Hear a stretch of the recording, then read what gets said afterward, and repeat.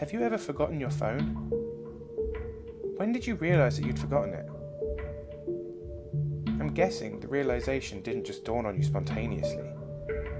More than likely, you reached for your phone, pouring open your pocket or your handbag, and were momentarily confused by it not being there. Then, you did a mental reset of the morning's events. In my case, my phone's alarm woke me up as normal, but I realised the battery was lower than I expected. It was a new phone, and it had this annoying habit of leaving applications running that drained the battery overnight. So I put it on charge while I showered instead of into my bag like normal. It was a momentary slip from my routine, but that was all it took. Once in the shower, my brain got locked back into that routine it follows every morning, and that was it, forgotten. This wasn't just me being clumsy, as I later researched. This is a recognised brain function. Your brain doesn't just work on one level, it works on many. Like when you're walking somewhere, you think about your destination and avoiding hazards in your way. But you don't need to think about keeping your legs moving properly. I wasn't thinking about regulating my breathing, I was thinking whether I should grab a coffee on the drive to work. I wasn't thinking about moving my breakfast through my intestines, I was wondering whether I'd finish on time to pick up my daughter Emily from nursery after work.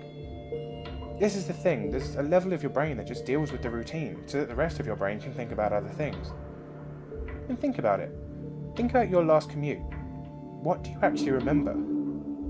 Little, if anything, probably. Most common journeys blur into one, and recalling any one in particular is scientifically proven to be difficult. Do something often enough, and it becomes routine. Keep doing it, and it stops being processed by the thinking part of the brain, and gets relegated to a part of the brain dedicated to dealing with that routine. Your brain keeps doing it without you thinking about it. Soon, as you make your way to work, you really don't focus on it. You don't keep your legs moving. You don't think about it at all. Most people call it autopilot, but there's a danger there. If you have a break in the routine, your ability to remember and account for the break is only as good as your ability to stop your brain going into routine mode in the first place. My ability to remember my phone being on the counter is only as reliable as my ability to stop my brain entering that morning routine mode, which would dictate that my phone is actually in my bag. But I didn't stop my brain entering routine mode. I got in the shower as normal, my routine started, and that exception was forgotten. Autopilot engaged. My brain was back in the routine. I showered, I shaved, the radio forecast amazing weather. I gave Emily her breakfast and loaded her into the car. She was so adorable that morning. She complained about the bad sun in the morning blinding her, saying it stopped her having a little nap on the way to nursery. And then we left. That was the routine. It didn't matter that my phone was still on the counter charging silently. My brain was in the routine, and the routine had my phone in my bag. This was why I forgot my phone. Not clumsiness, not negligence, nothing more than my brain entering routine mode and overwriting that exception. Autopilot engaged.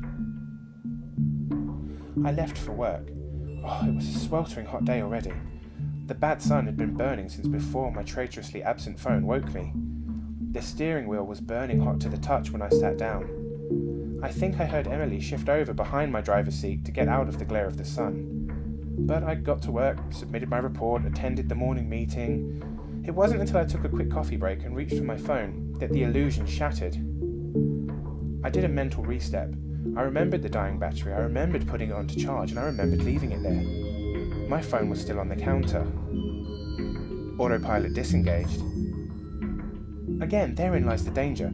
Until you have that moment you reach for your phone and shatters the illusion, that part of your brain is still in routine mode. It has no reason to question the facts of the routine. That's why it's a routine. It's not as if anyone could say, "Why didn't you remember your phone? Didn't it occur to you? How could you forget? You must be negligent." This misses the point entirely. My brain was telling me the routine was completed as normal, despite the fact that it wasn't. It wasn't that I'd forgotten my phone. According to my brain, according to that routine, my phone should be in my bag. Why would I think to question it? Why would I check? Why would I suddenly remember, out of nowhere, that my phone was on the counter? My brain was wired into the routine, and the routine stated that the phone was in my bag. The day continued to bake. The morning haze gave way to the relentless fever heat of the afternoon. Tarmac bubbled. The direct beams of heat threatened to crack the pavement. People swapped their coffees for iced smoothies. Jackets came off, sleeves rolled up, ties loosened, brows mopped. The parks slowly filled with sunbathers and barbecues. Window frames threatened to warp in the intense heat. The thermometer continued to swell. Oh, thank the gods the offices were air-conditioned. But, as ever, the furnace of the day gave way to a cooler evening. Another day, another $1. Still cursing myself for forgetting my phone, I drove home. The day's heat had baked the inside of the car, releasing a horrible smell from somewhere. When I arrived on the driveway, the stones crunching comfortably under my tyres, my wife greeted me at the door. "Where's Emily?" Shit. As if the phone wasn't bad enough, after everything, I'd left Emily at the nursery after all. I immediately sped back to the nursery. I got to the door and started practicing my excuses, wondering vainly if I could charm my way out of a late fee. I saw a piece of paper stuck to the door. Due to vandalism overnight, please use the side door today only. Overnight? What? Wait a minute, the door was fine this morning.